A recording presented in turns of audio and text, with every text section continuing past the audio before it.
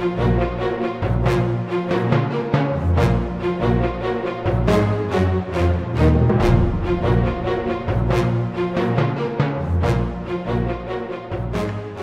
libro Cartas Pastorales y Escritos por Monseñor Marcel Lefebvre. Cartas y avisos a la diócesis de Dakar, 1947-1962. La Iglesia y la evolución social y política. Si Dios no edifica la casa, en vano trabajan los que la construyen. Salmo 126, 1.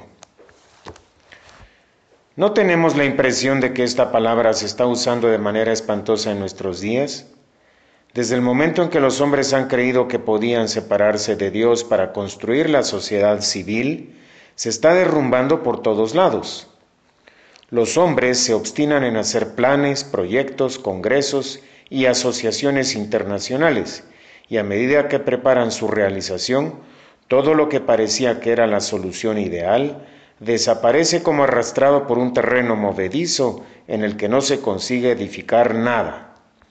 Es inútil intentar construir la sociedad sin Dios, pues Él es el único verdadero arquitecto, el único que ha dictado los fundamentos y las leyes y el único que infunde la caridad en los corazones, verdadero cimiento de las sociedades humanas y en las mentes, la verdad que ofrece un fundamento sólido. Al alejarse de Dios, los hombres han perdido la sabiduría. Todos los gobiernos humanos se han derrumbado, arruinados por el orgullo o la búsqueda insaciable de los bienes materiales. En el momento en que se pretenden fundar o transformar estas sociedades en nuestros queridos territorios, queremos hacer escuchar la llamada de Dios y la voz de la Iglesia, eco de la de nuestro Señor, Rey y Profeta de todas las naciones. De este modo pensamos cumplir los deberes que nuestra tarea nos impone y servir a todos los que buscan el verdadero bien de nuestras poblaciones africanas. La Iglesia y la política. Antes de abordar nuestro tema, quisiéramos definir bien la postura de la Iglesia sobre la política y, por consiguiente, sobre los partidos políticos. Como la política, en el sentido filosófico de la palabra, se refiere a lo que concierne al gobierno de la sociedad, no puede dejar a la Iglesia sumida en la indiferencia y neutralidad. En efecto, el Estado es una sociedad inscrita por Dios en la naturaleza de los hombres, que han sido hechos para vivir en sociedad. Por lo tanto, Dios constituye el fundamento de los derechos y deberes del Estado. El fin de la sociedad civil, sus leyes fundamentales, el límite de sus poderes y la extensión de sus funciones se inscriben en la naturaleza de las cosas y de las personas creadas por Dios. La Iglesia siempre recordó a los gobiernos y a sus jefes que eran deudores de Dios, que la persona humana y la familia son, de derecho, anteriores al Estado, y que éste no podía avasallarlos o disponer de ellos a su gusto. No puede tampoco autorizar a los ciudadanos ciertas libertades que signifiquen la negación del bien y del mal. Los partidos políticos, aun cuando persigan únicamente el bien común, representan opciones libres sobre los medios para realizarlo. Aparte de que muchas veces sus programas se componen de una mezcla de verdades y errores, también hay que añadir que frecuentemente, por desgracia, hacen sus declaraciones más para lograr el voto de los electores que para alcanzar realmente el bien de la sociedad, cuando no resulta que, por añadidura, no disimulan la defensa de sórdidos intereses. La Iglesia pide a sus fieles que cumplan sus deberes de ciudadanos, teniendo siempre ante sus ojos los principios que constituyen el fundamento de la sociedad, tal como Dios la ha establecido. Solo intervienen conductas absolutamente perversas y radicalmente opuestas a los derechos de Dios, de la Iglesia, de la familia o de la persona humana, como en el caso del comunismo. No esconde sus temores frente a los que tienen tendencias netamente opuestas a esos derechos, manteniéndose siempre sobre la esfera de la moral y de los derechos de Dios. La Iglesia, dice el Papa Pío XII, se mantiene alejada de las combinaciones mudables. Si juzga, no es porque sale de la neutralidad observada hasta ese momento, sino porque Dios nunca es neutro ante las cosas humanas que le salen al encuentro a lo largo de la historia, y por lo tanto, su Iglesia tampoco puede serlo. Si habla, lo hace en virtud de su misión divina establecida por Dios. La Iglesia no puede estar de acuerdo en juzgar según criterios exclusivamente políticos. No puede vincular los intereses de la religión a unas orientaciones determinadas por fines puramente terrenos. No puede exponerse al peligro de que se puedan tener razones fundadas para dudar de su carácter religioso. Sin embargo, ella no puede olvidar en ningún momento que su calidad de representante de Dios en la tierra no le permite permanecer indiferente ni siquiera un instante entre el bien y el mal en las cosas humanas. Hasta aquí el Papa. Así definida la postura de la Iglesia frente a la política y los partidos políticos, nos es más fácil buscar la luz sobre el problema social y político en el sentido etimológico, tal como se plantea actualmente en nuestras regiones de África. ¿Quién de vosotros, queridos hermanos, no ha leído o escuchado hablar de tantas soluciones propuestas en pro de una evolución a una vida social más perfecta? En esta sed de evolución y de cambio se entrechocan los intereses y las pasiones. Las razas y los partidos se levantan unos contra otros. Si juzgamos estas luchas fratricidas como espectadores imparciales, no podemos sino deplorarlas amargamente y pensar que en lugar de dividirse, los hombres tendrían que unirse, que en lugar de odiarse, tendrían que amarse y trabajar juntos para alcanzar el ideal de vida social que, según el deseo de Dios, la Iglesia ha enseñado y sigue proponiendo a todas las naciones. Este ideal no es fruto de la imaginación ni de la utopía, sino que está inscrito profundamente en el corazón y en el cuerpo de los hombres. El Creador quiso esta vida social y ha dado a los individuos todos los elementos para ella. Mediante la diversidad de los sexos, ha creado la familia. Mediante la multiplicidad y la diversidad de los dones y de las aptitudes intelectuales, morales y físicas, ha querido la organización de la sociedad civil con la ayuda mutua, la prosperidad y la paz. Quisiéramos recordar los principios de este plan divino para la vida social que nuestro Señor ha venido a rememorarnos y a darnos la fuerza necesaria para ponerlo en práctica. Diremos algunas palabras sobre la persona humana que, en definitiva, ha sido hecha para la vida social. Luego hablaremos del medio y crisol en donde nace y se forma esta persona, es decir, la familia. Por último, hablaremos de la sociedad, medio necesario y favorable para el desarrollo y establecimiento de las familias y de los individuos. Entonces, nos será más fácil poder mostrar cómo debe orientarse en nuestras sociedades africanas la verdadera evolución para una mejor vida social y de qué manera deben concurrir a ella todos los que conviven en estos países. De la persona humana. El hombre, dice el Papa Pío XI, es una persona a quien el Creador ha dotado admirablemente de cuerpo y alma. En esta vida y en la otra, el hombre solo tiene a Dios como fin último. Hasta aquí el Papa. El Catecismo nos enseña que el hombre ha sido creado para conocer, amar y servir a Dios y por ese medio alcanzar la vida eterna. Servir a Dios quiere decir cumplir con el propio deber de Estado y el deber de caridad con el prójimo en el lugar y las circunstancias que Dios quiere y bajo su mirada paterna. Si Dios le exige al hombre este servicio durante toda su vida, su participación en la realización del ideal eterno, a cambio le da, por lo mismo, unos derechos fundamentales, a saber, el derecho a mantener y desarrollar la vida corporal, intelectual y moral en particular el derecho a una formación y educación religiosas, el derecho intrínseco al matrimonio y a la obtención de su fin, el derecho a la sociedad conyugal y doméstica, el derecho al trabajo como medio indispensable para mantener la vida familiar, el derecho a elegir libremente un estado de vida y, por lo tanto, también el estado sacerdotal y religioso, el derecho al uso de los bienes materiales con la conciencia de los deberes propios y de los límites sociales. Tales son los derechos esenciales de la persona humana, tanto de la mujer como del hombre, y del alumno como del maestro.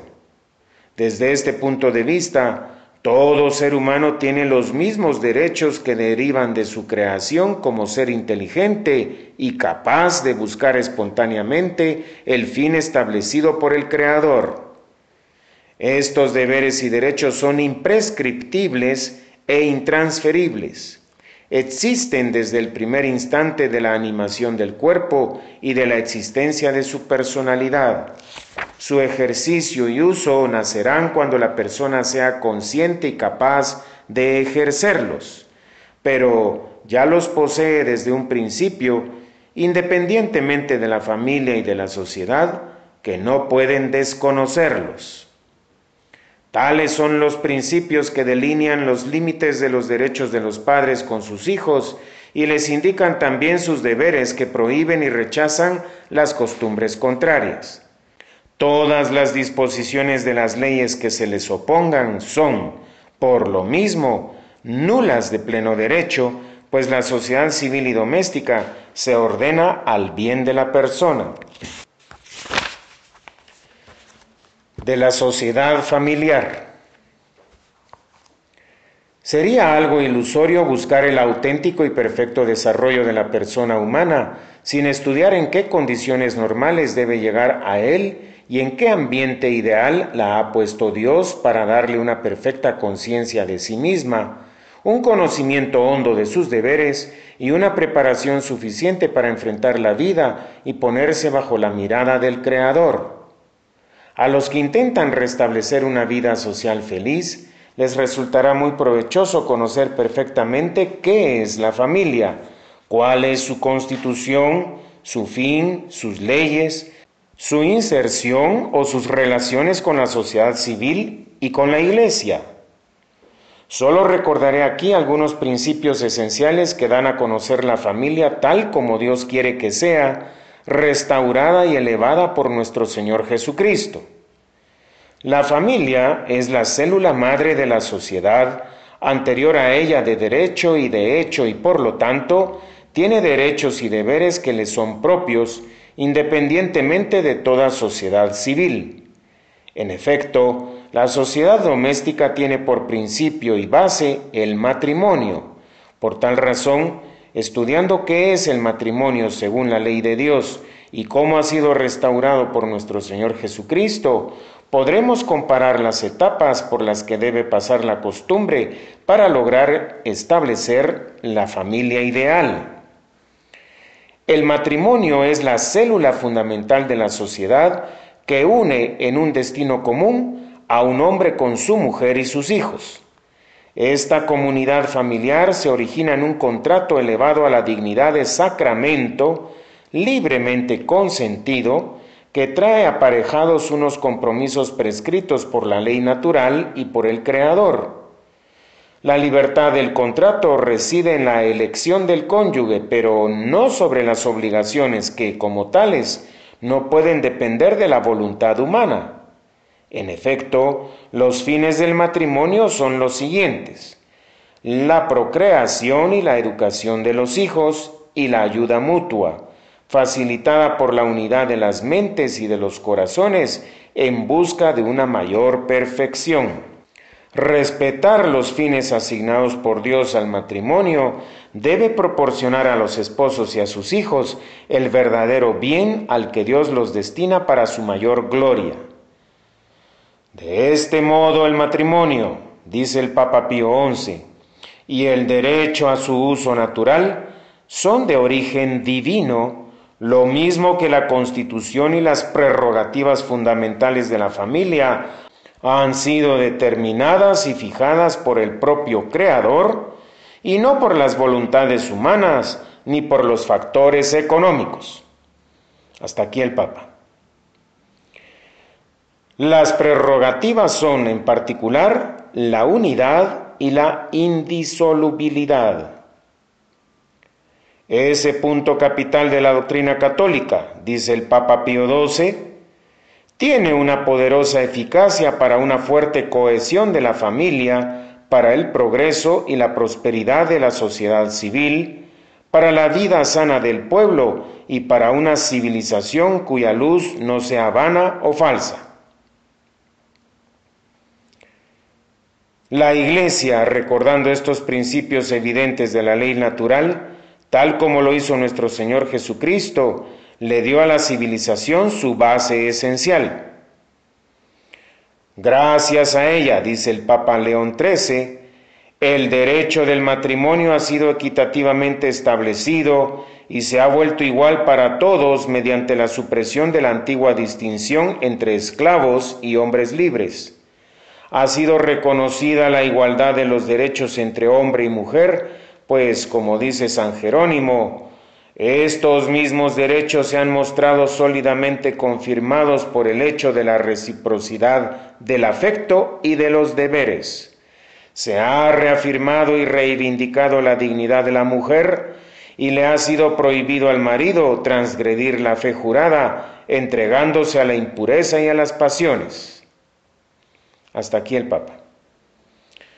También es un hecho importante que la Iglesia haya limitado, tanto como era necesario, el poder del padre de familia para que no se disminuyese en nada la justa libertad de los hijos e hijas que se quieren casar y que haya procurado erradicar del matrimonio, tanto como le fue posible, el error, la violencia y el fraude.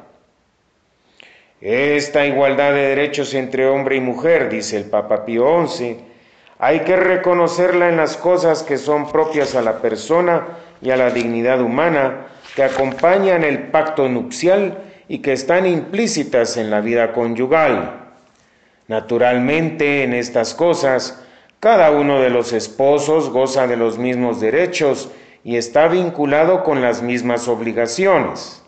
En las demás cosas, hace falta cierta desigualdad y justa proporción, las que exijan el bien de la familia o la unidad y estabilidad necesarias de una sociedad doméstica ordenada.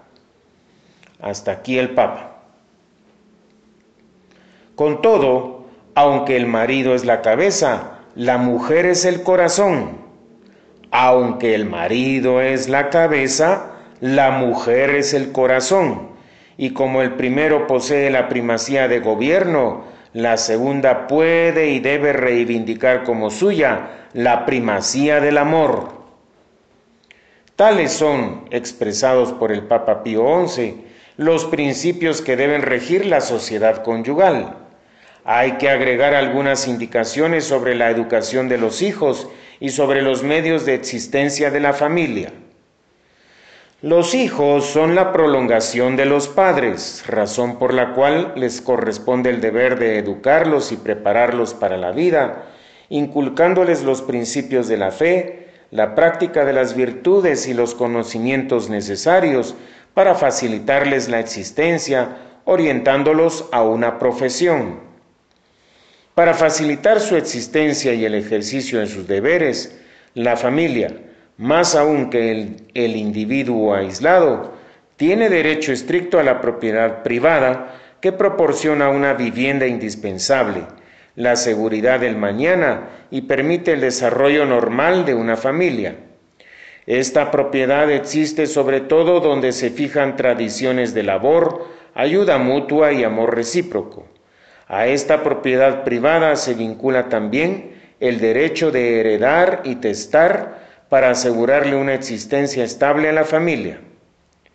Muchas veces la familia por sí sola sería incapaz de conseguir los bienes esenciales como el trabajo, cierto seguro contra las desgracias y facilidad para cumplir con sus deberes de religión, de educación etc. Por lo tanto, las familias se deben poder asociar y sostener mutuamente en asociaciones privadas, religiosas, culturales, profesionales, etc. Estas asociaciones constituyen el marco natural en el que se desarrollan las familias y gozan de una vida social feliz, caracterizada por las costumbres y el folclore regional. Tal es, bosquejada en sus líneas principales, la doctrina de la Iglesia sobre la familia. Ella ha sido la que ha mantenido ese santuario en su pureza original y en su unidad, y a pesar de los más ruidosos ataques, ha transmitido sin falta estas valiosas enseñanzas recibidas de Dios. De la sociedad civil. Acabamos de hablar de las agrupaciones o asociaciones privadas, pero es evidente que ellas no pueden ser suficientes para ayudar y proteger a las familias e individuos. Por eso, en todo momento a lo largo de la historia de la humanidad, los hombres se han agrupado en sociedades que, con el correr del tiempo, establecen tradiciones y forman grandes familias vinculadas a una tierra y a una descendencia. Es lo que constituye la patria, todo lo que los antepasados y padres han transmitido como patrimonio a sus descendientes. Al respecto dice el Papa León XIII, y cito: «No se puede poner en duda que la reunión de los hombres en sociedad es obra de la voluntad de Dios. La providencia hizo al hombre, que aislado no podría alcanzar lo necesario y útil para la vida, como tampoco sería capaz de adquirir la perfección del espíritu y de los corazones, para unirse con sus semejantes en sociedad, tanto doméstica como civil, que es la única que puede alcanzar lo necesario para la perfección de su existencia». Fin de cita. De este modo, los hombres se unen naturalmente en sociedad para, mediante ella, vivir en paz, en ayuda mutua y con seguridad. Tienen derecho a exigir estos beneficios a la sociedad, aceptando someterse a la disciplina de las leyes necesarias para obtener estos bienes, y a la autoridad que las dicta, las ejecuta y sanciona las infracciones. Vuelve a decir el Papa, cito: «Si los individuos y las familias que entran en la sociedad vieran en ella un obstáculo en lugar de un apoyo y una disminución de sus derechos en vez de una protección, tendrían que huir de ella en vez de buscarla». Fin de cita.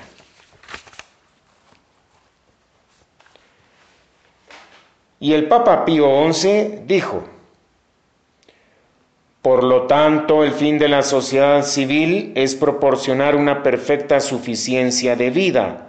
Le corresponde al Estado proveer todo lo que la familia no puede asegurarle a sus miembros para el desarrollo normal de su vida y para proporcionar efectivamente a los individuos y las familias ese bien común que implica pero traspasa singularmente la simple prosperidad económica. Los poderes públicos, sea cual sea su origen político, reciben su autoridad del Creador». Fin de cita. Podemos pues enumerar los siguientes principios. 1. Los derechos y deberes de la persona y de la familia son anteriores a los de la sociedad civil. 2. El Estado no debe absorber a las familias ni a los individuos, atribuyéndose sus derechos y funciones. Tal es el error del totalitarismo y del socialismo exagerado. 3. El Estado no debe limitar su acción a una simple seguridad sin concebir ni organizar un apoyo positivo a las asociaciones privadas y a las familias. Es el error del liberalismo que entrega a los débiles en las manos de las potencias del dinero, que confunde el concepto de libertad con el de licencia. 4. El Estado no puede ni debe ignorar su origen divino, que es lo que le proporciona la medida exacta de sus deberes y derechos. Tampoco debe ignorar que la razón de su existencia es facilitar a los hombres su vida en este mundo con vistas al bien eterno. El Estado no puede ni debe ser ateo. 5. Los que poseen el poder en la sociedad deben compenetrarse del siguiente pensamiento: están al servicio del bien común. El modo de designación de los que ostentan el poder en la sociedad civil puede ser múltiple. En democracia, la representación popular tiene una importancia considerable, por lo que no está de más recordar los principios que la rigen. Decimos representación popular, es decir, del pueblo. Ahora bien, un pueblo no es un conglomerado cualquiera de individuos, sino un conjunto organizado.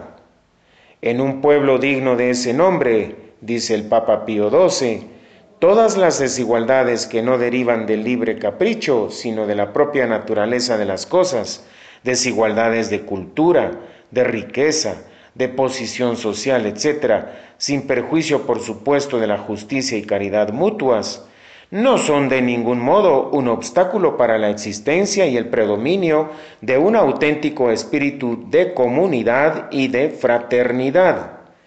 Por lo tanto, la representación popular debe traer a la Asamblea Legislativa un grupo selecto de hombres no restringido solo a una profesión o determinada condición, sino que sea la imagen de la vida múltiple de todo el pueblo, un grupo selecto de hombres que juzguen de modo correcto y seguro, teniendo sentido práctico y equilibrado. Los pueblos de temperamento espiritual y moral suficientemente sano y fecundo encuentran en sí mismos y pueden proporcionar al mundo heraldos e instrumentos de la democracia. En cambio, donde faltan esos hombres, llegan otros que ocupan su lugar y convierten la actividad política en el terreno de su ambición, una carrera para su propia ganancia o la de sus castas o clases, y de este modo, la caza de los intereses particulares hace perder de vista y pone en peligro el verdadero bien común. Tales son las palabras de su Santidad Pío XII. Podemos concluir otra vez diciendo que, 1. No hay que excluir de la representación popular a las minorías étnicas, profesionales u otras cualesquiera. 2. Las diferentes clases o grupos de población, ciudadanos y habitantes del campo, no solo no tienen que oponerse entre sí para alcanzar el poder, sino que deben entenderse y colaborar fraternalmente para el bien común de la sociedad, en lugar de considerar a la autoridad como un medio para servir a los suyos y oprimir a los demás. Al respecto, dice el Papa Pío XII, cito: el bien común, estrella polar conforme a la cual debe dirigirse el barco de la administración, consiste en establecer las condiciones públicas normales y estables para que no sea difícil ni a los individuos ni a las familias llevar una vida digna, regular y feliz según la ley de Dios. Este bien común es el fin y la regla del Estado. Fin de cita. La delicada misión de los que ostentan la autoridad civil es promover todo lo que pueda favorecer estas condiciones y protegerlas contra todo lo que pueda disminuirlas, pero sin caer en el exceso de un estatismo asfixiante ni en un ausentismo que genere la anarquía.